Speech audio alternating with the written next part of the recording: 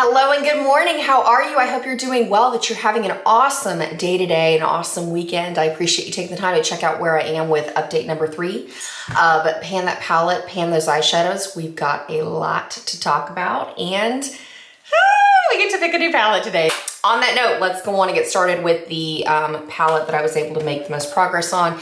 My goal, if you haven't had a chance to see some of my other videos from 2021, I'm basically going through my palettes, picking them through a random number generator, and I put the goal in front of myself to hit 3 pans in each palette. This is where I was with my MAC Warm Neutrals palette, and then this is where I currently am. I have hit pan in 3 shadows. The first one I was able to hit pan in was this beautiful glowy highlighting shade, and I have to admit it's probably one of my most favorite highlighting shades out of anything I've ever used, out of any brand or whatnot. I look forward to the day that I go back to this and just kind of polish it off. The second shadow I was able to hit pan in was this matte espresso brown down here, and it's just a good stock shadow to have. I love using it as liner. I love using it to deepen up my outer corner like I've got going on now.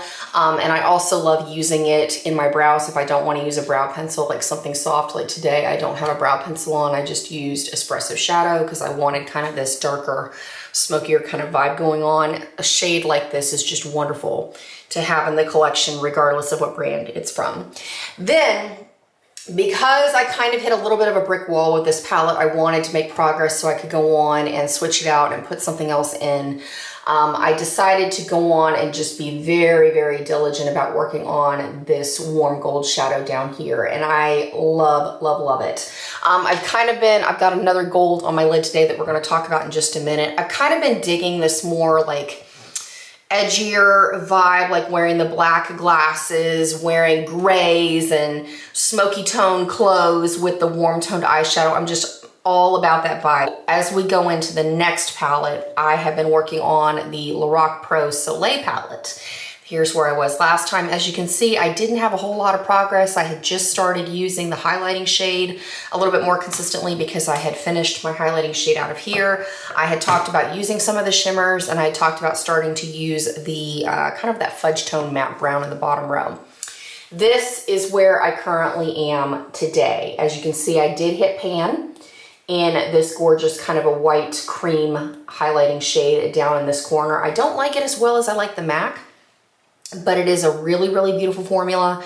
There isn't too terribly much kickback on that particular shade, but when you get down here to fudge, whoo, buddy, just one tap and you have powder that just explodes. So it can be a little bit of a messy palette to use, but the 2 shades, I've got the highlighting shade. I went on and I was very diligent about working on this fudge brown. I would use it in my crease, and then I would deepen up my outer corner. I would use it on my lower lash line. It is a beautiful shade. It wasn't quite as intense as what I wanted to use as an outer corner shade, but as a crease shade, it's gorgeous. Then another thing that I talked about back in February is I wanted to kind of use some of these other shadows over here. But like I said, I've really been kind of digging this juxtaposition of really warm eyes with a really cool toned wardrobe palette. And so I decided after I finished the gold, hitting pan in the gold of the Warm Neutrals palette, I would go into this gold down here, and it is what I'm currently wearing on my lids. If you're interested in a get ready with me on this, I will go on and link that up here in the card above, because I'm literally wearing just another rendition of the same shadows that I was wearing. And I wanted to tell you, it's a look that I've loved for a very long time. It originally started when I panned Adorned, that beautiful bronzy gold shade from the Anastasia Beverly Hills Subculture palette. And I also used the matte brown from that palette. Roxy, which is that beautiful coral shade. And then Dawn, I believe, is like the transition shade, kind of that warm brown that's in the top row. It was just beautiful. I loved it. And like I've talked about, you can really glam up your liners and change up your lip colors and different things. But not quite 3 yet on this palette, but we're getting there. I've also played around with these 2 shades as transition shades just to kind of see what I would hit pan in. And then I think my 3rd pan out of this is going to be working on this gold, and hopefully by May we'll be able to call that good. Then the next palette I'm going to talk about that I phased in back in February was my Natasha Denona Triochrome palette. And this is definitely proving to be the most challenging just because the color story is out there. I have had a little bit of progress, but as you can see, I have not hit pan on any of these shades. One of the things that I did notice, I've gone through and I've used Garmin, this beautiful kind of a warm brown. It has a little bit of rose to it as a transition shade. I really love it. I also got quite a bit of use on Diatonic over here, which is a beautiful coral shade, but I don't know if it's just me. If you have this palette, comment below. I've noticed that Diatonic shade fades like crazy fast. Like I will apply it. I love how my makeup looks, and within an hour or two, it's gone. I don't know if it's just the formula, or maybe my body is just not reacting well to this formula, because I haven't had that kind of fading with any of the other Natasha Denona shadows that I have, but I thought that was worth mentioning if you're curious on my thoughts on this palette. But that was something that definitely caught my attention. That being said, I'm going to talk about another shadow that I phased in just a minute. I also got a couple uses out of these purples down here. I would use these on my lower lash line, but lately I've just really been craving kind of like a basic neutral brown on my lower lash line. So I'm going through with the same shadow that, like that fudge brown, just kind of on my lower lash line to really give me a smoked out look. I'm not really doing the colors right now. At some point I'll get back to it. And I've also kind of gone through, I've used this kind of a beigey shade over here as a highlighting shade, but it's not quite as light as I wanted. That's the shade Vertex. I'm still gonna keep this in rotation to kind of play around with it and see. And yesterday I was watching Emily Noel 83's single crease video, and she had a look that was using a matte olive shade, and so I thought maybe I would try that out. Totally inspired by the color combo that she put together, just to see kind of what'll happen. Because I did a St. Patrick's Day look with that matte smoky green, and it was a little too, I wasn't as pleased with the look as I thought I was going to be. Like I mixed scrap and scarab, and I used this little, it's not coming across as mint as it is in person, kind of a seafoamy green, but this shade right here, and I just wasn't as pleased with it as I want it to be. So we're gonna keep that rolled in. Then lastly, let's kind of talk about the smattering of shades that I just use on the side casually. The deep matte espresso brown, once I finished the MAC Warm Neutrals version, I went into a Maybelline single called Made for Mocha. This is where I was last update, and I've just been steadily working on it. I figure I'm gonna just keep using this particular shadow until I draw another palette that has a matte espresso brown, and if not, I think I have a couple of backups of this shade in my collection that I could just pull out and hit pan on something else so that I get a little bit more use across my collection. But I love this. I love using it, like I said, you know, in place of any espresso brown, it has a place in my collection. I used it today to smoke out my outer corner. I've used it in my brows. I use it as a liner. It's just, it's fabulous. Love it, love it, love it.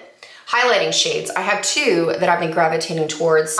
Indirectly, I have a couple of shades from the Too Faced Peachy Matte palette that I've really been using. The first off, I wanted to go in, when I hit pan on that fudge shade in the Lorac Pro Soleil palette, I went back to this old standby, the look, the shadow that I used when I panned Adorn with my Anastasia Subculture palette after I finished the fudge shade in there. I just love this. I have it in my crease area before smoking it out with the Deep Espresso Brown. This is the shade Peach Tart from the Too Faced Peachy Matte palette. I figured, why not? Let's just finish it off. It's been kind of sitting with pan in it for a long, long time. And if I don't want to use the Lorac Pro Soleil palette for my transition shades, I will go in with the shade Puree. I already hit pan on this, so right now it's just expanding the pan. You're not going to see a whole lot of progress on it. And then highlighting shades, I went on and pulled out another shade from the Too Faced Peachy Matte palette. It is what I'm wearing today. It is called Peach Cream. It's just another kind of a creamy white shade. I mean, all these shades, it's just kind of like, it's all the same when you start realizing it. You find dupe after dupe after dupe. I'll also pair in, I have a L'Oreal single. This is from the Color Riche collection that came out eons ago. And the shade is called number 200, or Paris Beach. I love this particular formula, and one of the things that I've noticed about it, I've actually panned one of these in the past, and it doesn't have a metal pan in the bottom. It has one of those plastic grids.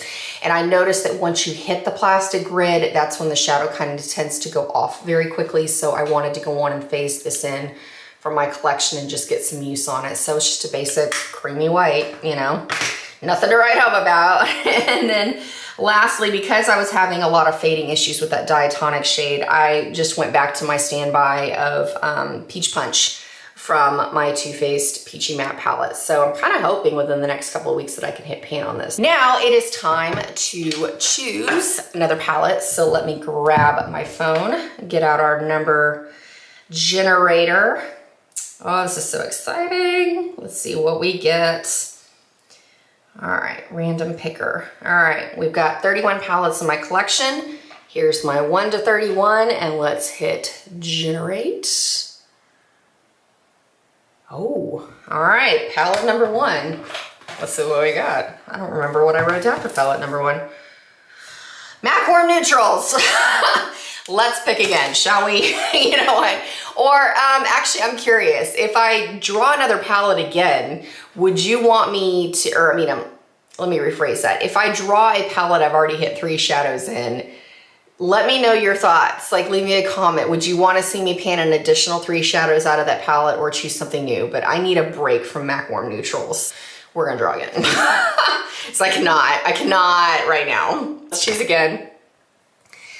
Generate, we have the number 10. Number 10 is Juvia's Place Nubian 3D Coral. So let me go grab that palette for you. And as I look at the shadow combo in this palette, it's actually quite similar to what I've been wearing. I mean, it's just gonna be putting in some more grays and some more silvers into my look, but I've got a nice selection. Like, instead of using the Too Faced shadow, I think I could go in down here and use this beautiful matte coral shade to basically warm up my crease like I have going on here. I've got another kind of fudgy brown. It's gonna be a lot of fun, but at the same time, I find that very ironic that, you know, I've kind of gotten on this vibe and here I am switching out all my shadows, but in the end, it's like still kind of the same look. I don't know. Is that a thing? All right, the palettes we're gonna be working with now. We've got Natasha Denona Triochrome, the Nubian 3 Coral palette. I don't know how much use I'm gonna get out of from this one from here on out because I can go on and use the Nubian 3 Coral in particular. And then I'm also gonna be working on Lorac Pro Soleil. Here are my 3 palettes. I really appreciate you taking the time to check out where I am. I hope that you're having a blast shopping your stash and using your makeup and creating some fun, exciting looks, especially now that we're in spring and the weather's warming up and we can bust out some bright colors and have a whole lot of fun. Until next time, take care, and I look forward to catching up with you soon. Adios.